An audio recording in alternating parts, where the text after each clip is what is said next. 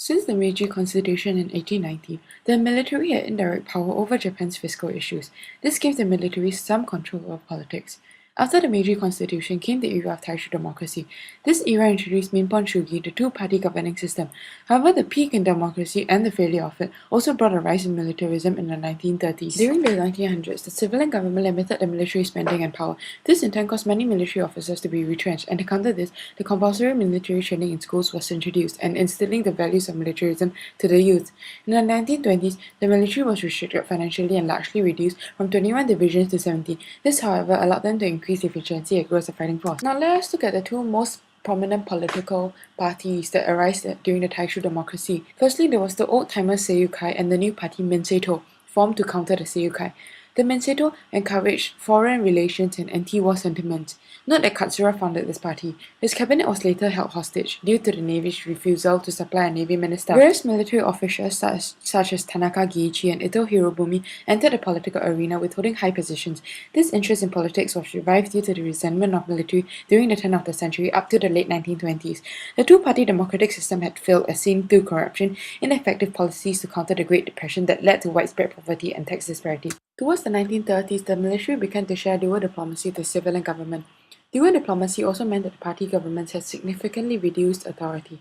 This was due to widespread support for the actions of the military, as they were able to acquire territory and glorified Japan.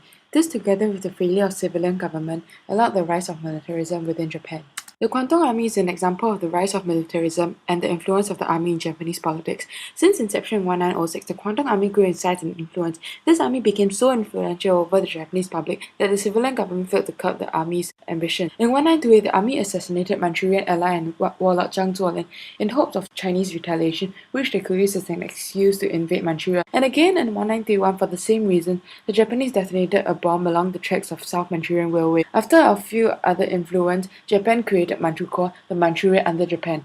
By 1932, the Kwantung Army was receiving popular support from the Japanese public, and the resentment for civilian government resulted in Japan leaving the League of Nations in 1932. Let me now talk about how exactly did the civilian party governments lose its popularity during the 1930s. During the 1930s, the civilian patriotic groups began to increase, and they favored national quality and Japanese tradition. This meant that they believed in a governing system where the emperor held utmost power. These group of people also believed in Japan's expansionist ambitions and Pan-Asianism, the ideology whereby Asian nations unite to create a single identity to defeat the Western powers. The introduction of military training in schools during the 1920s caused a surge in ultra-nationalists in the 1930s.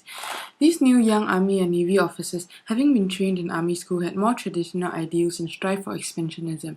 They were thus more prone to overthrowing the currently corrupt civilian party governments and politicians. Party governance ended on May 15, 1932, when military personnel assassinated Prime Minister Inukai Toyoshi. They were seen as acts of patriotism. After the failures of party government, the next few prime ministers were military men. Army factions contended for power, leading to the rampage of assassination against all previous and current political figures on February 26, 1936. Japan's civilian leadership still resisted militaristic demands in hope of improving domestic issues, but failed. After Japan left the League of Nations in 1933, they began to isolate themselves from the West. Since the incident, militarism was prominent throughout Japan. The political influence of the military further increased in 1936 through the revival of the implementation that the army and navy ministers must be active generals and admirals. The termination of Washington and London naval treaties allowed rapid rearmament. Japan thus regarded USA and Britain as major threats to security and interest. Other phenomena that allowed the rise of militarism in the 1930s included the following 6 reasons. Firstly, Japan's aspiration for Western-style imperialism, which Japan worked towards through territorial acquisition. This act would require much military support. Secondly, Japan's security concerns. Since it was rapidly expanding its territory, it was prone to attack from all neighboring countries such as Russia, Korea, Japan, and even Western powers. Thirdly, certain Japanese leaders believed in Japanese manifest destiny, where Japan's destiny was to free other Asian countries from Western powers. This school also gained popularity in the 1930s. Fourthly, provocation by Western powers led to resentment from imperialist Japan. This provided the need to expand military to attain equality and eliminate racism during international treaties and other conferences. Racist treatment can be especially observed when Japan's racial equality cause was rejected during Paris peace treaties. Fifth, Japan's economic status required resources from other countries.